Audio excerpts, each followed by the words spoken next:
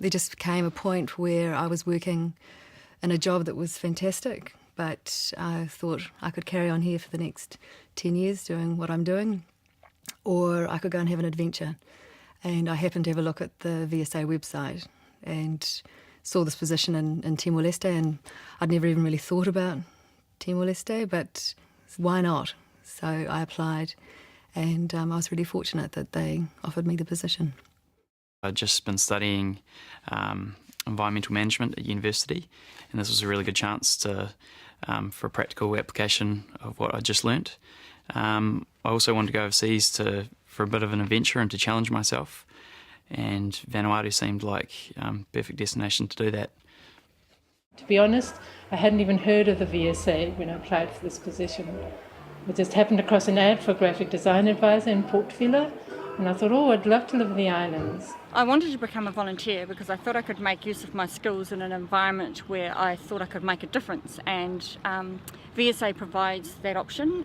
I decided I wanted to become a VSA volunteer after studying development at university, and I learned about VSA, and that really resonated with my values and things I wanted to do with my life.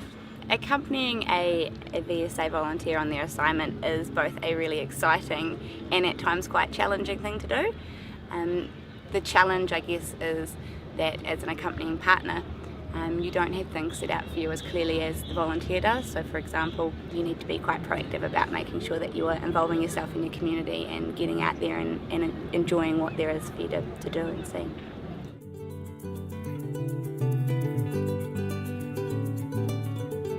I didn't really have many expectations of what it would be like.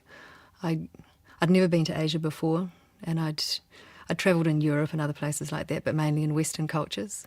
So I read books and watched movies, but I thought I'll just go and see what it's like. I guess I expected to be told what to do and to have a bit of structure to my day-to-day work, and I found that that's not how things are done in Port Vila. Things are a lot more relaxed. You don't really report to anyone. You have to make your own day-to-day program, and you have to set your own tasks. I went with a pretty open mind. I didn't have huge expectations. I knew my job title. I knew the objectives of what I was supposed to do. I know what I'm sort of heading, but I was also pretty clearly briefed that, be prepared for the unexpected. Before I left, I would never have been able to picture it. I've been in Tonga and in Samoa and in other Pacific islands, and I thought maybe it would be like that, but it wasn't like that either. Age is respected here. It's great to be an old person in Vanuatu. My background is in advertising, which is a young person's business. After your early 30s, you're basically put out to pasture. But here, my skills and work experience really count for something. For the first time in many years, I feel valued.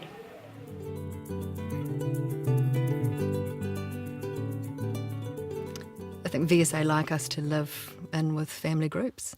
So my small concrete block house was right next door to the landlord with his 3 children and multiple relatives that all turned up at all hours, day and night. And it's just simple house. Basic kitchen. We had running water, but you couldn't drink it. Small gas stove and bucket showers. So just really simple, but fine.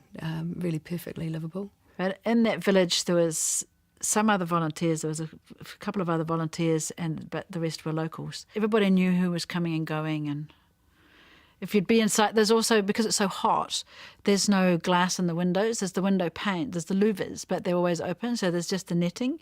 So you can hear absolutely everything. The first nights when I was there, arrived, and you're sleeping, and Bougainvilleans have no scruples about noise, for example, waking you up at night. Somebody just came around and they would be having a chat right outside.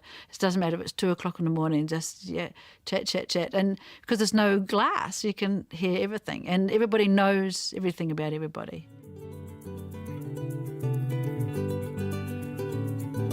The food was surprisingly good. So there were around 5 supermarkets there, and I thought they were pretty well stocked. If you wanted one particular ingredient for something special, invariably you'd go to every supermarket and nothing would be there. So that was frustrating, but on the whole, it was good. You could get most things that you wanted.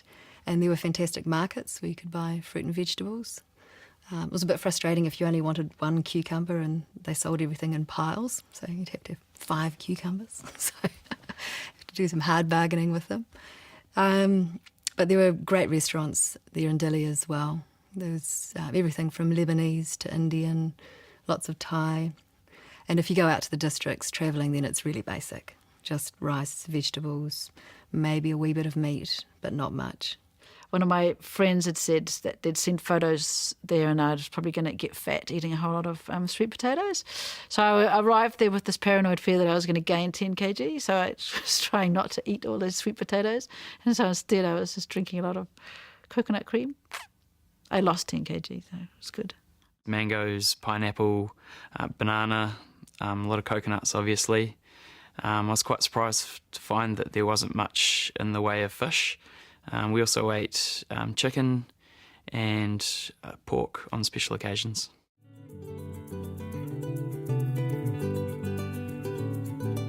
It was really hot.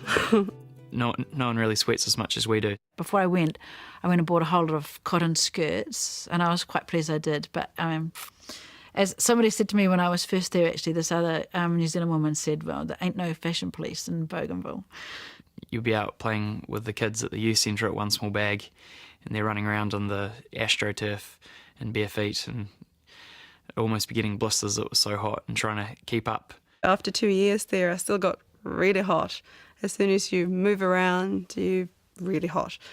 But you just accept it, really.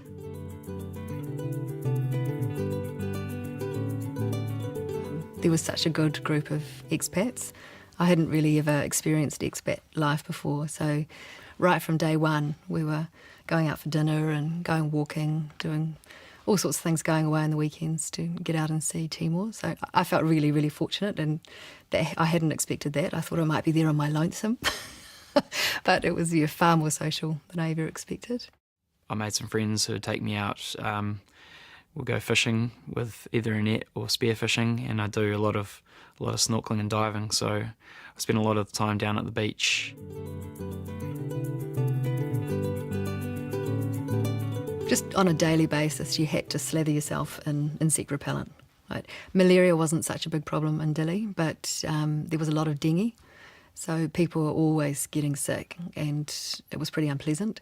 I did get dengue fever, actually, because the mosquitoes that attack you for dengue, I think they come during the day and they don't make any whiny noise, I think. But I could never tell the difference between mosquitoes anyway, so that's probably the most significant hazard. It was one thing that I did find quite hard was that, here in New Zealand I'd be used to just going for a walk at night or going for a walk in the morning, and for a whole combination of factors there, it was more tricky to do that on your own. I suppose the big hazards were to your person and property from crime. Port Vila isn't too bad crime-wise, but there is a lot of opportunistic crime, so there's a big gap between the haves and have-nots. So if you leave something lying around, somebody probably will grab it if they want it.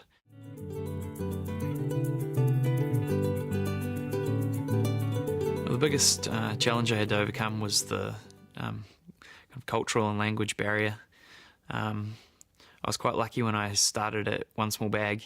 From the very first day I was working with my counterparts, and they told me that they weren't going to speak English around me. They were just going to speak Bislama, which is the national pidgin language of Vanuatu. And for the first few weeks, possibly even the first month I was there, I was just trying to come to terms with the language, and I was sitting in meetings not trying to get the gist of what was going on.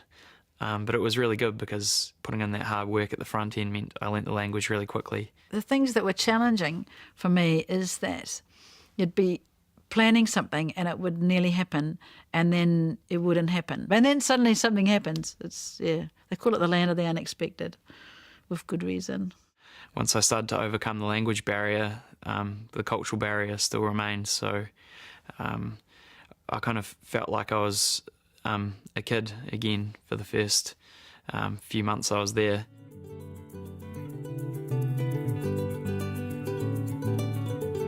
The fitting in with the locals was so much easier than I expected, actually, because I did have a big preconception, I suppose, that, you know, these are scary people who've been fighting in a war, and I'm some white lady. I didn't know what their attitude was.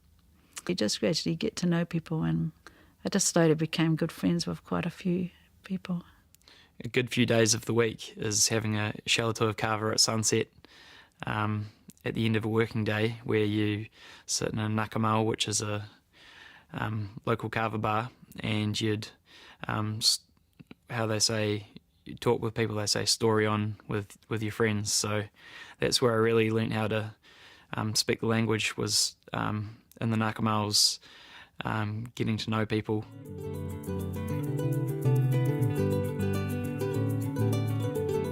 I think I never got lonely, even though, one of the other volunteers had said that after a few months she got quite homesick, and I was kind of expecting that might kick in, but it never kicked in, and I never did.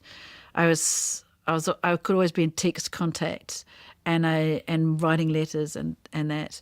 But the only time I really felt like I would love to have been at home was when I was getting texts from about half a dozen different friends who were all at WOMAD, which I've always went to WOMAD. And there was all this fantastic music there, and I was just, in Buka, and there was no live music anywhere. I think I was really fortunate that I don't think I ever really felt lonely or homesick. I was really happy to be there having an adventure. I knew I'd be coming home at some point. Email's a great thing, and Skype. You can just give people a call if you want to. But there are so many people there having a similar experience that you're all in the same boat. Actually, I was probably seeking a little bit of loneliness sometimes, because there was always so much going on and so many people around you. So, no, I wanted to stay.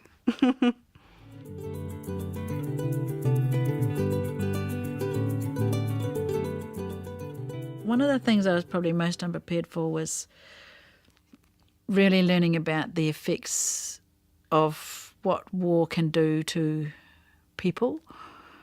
First of all, there's all, you know that a lot of people will have been affected by somebody being killed or injured, or just the whole dislocation of their lives, and there was no schooling and all those kind of things. But also that even all the government buildings were burned down, so people didn't know, there was no records now about who owned what, and then that creates a whole lot more conflict that takes a long time to address.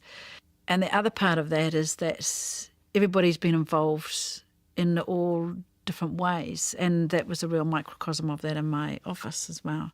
You know, there's yachts in the harbour, and there's some big flash hotels, and but close by there's a lot of squatter settlements. So real poverty, people have moved from their islands where they might have land into the city to try and make it big in the city, but there's obviously not enough work for everyone. And so there's some real poverty, and I wasn't kind of expecting that.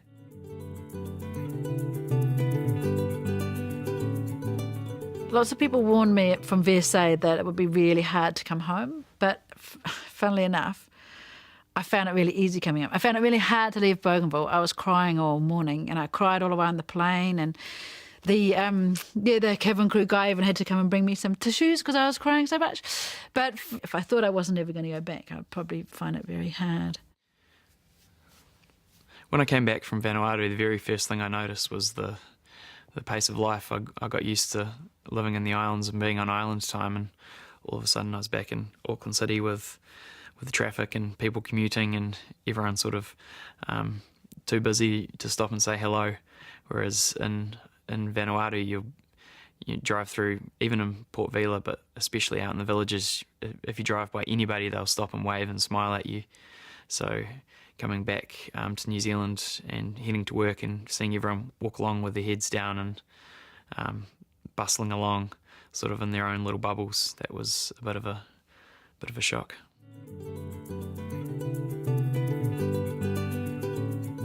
Volunteering works in that it connects us all as humans.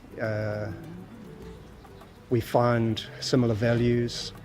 We find we have a lot more in common than we thought. I find I get more out of the assignment that I'm sure, that I impart.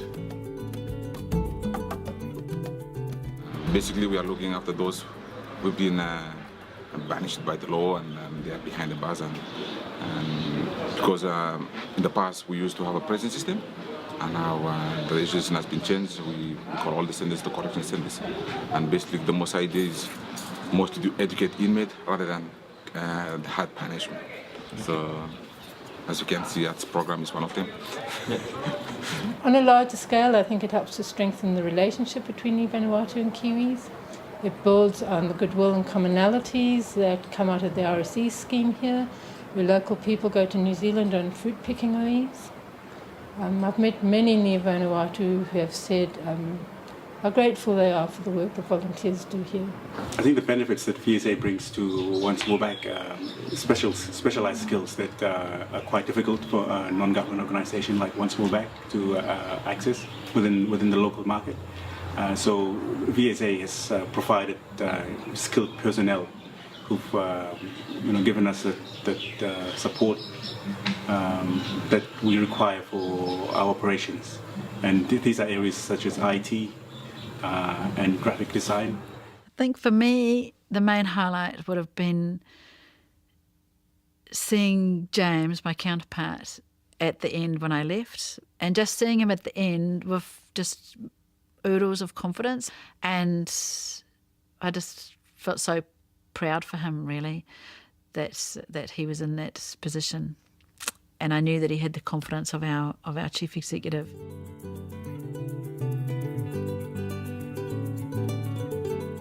A big thing that I realised while I was there is that it wasn't about me necessarily doing the project or doing the work or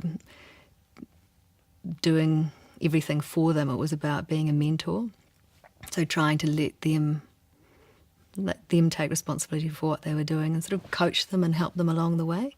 So I think volunteering can work if you have the right person that can get alongside and work beside someone rather than, trying to be the lead.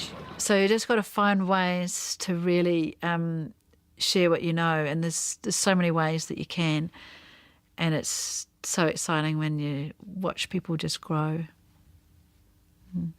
And don't take yourself too seriously. People will laugh at you. Definitely, you sort of have to laugh at yourself as well. I think a big part of what I got out of it was knowing that you can go off and do these things. That sometimes you get caught up in your life and earning money and working and everything else that's going on. And I realised that it actually wasn't that hard to just go off and do something like that and then come back and dip back into life. And it's kind of like you've had a bit of a dream and just pick up where you left off. I think volunteering works, particularly relating to the VSA model for volunteering. I don't want to do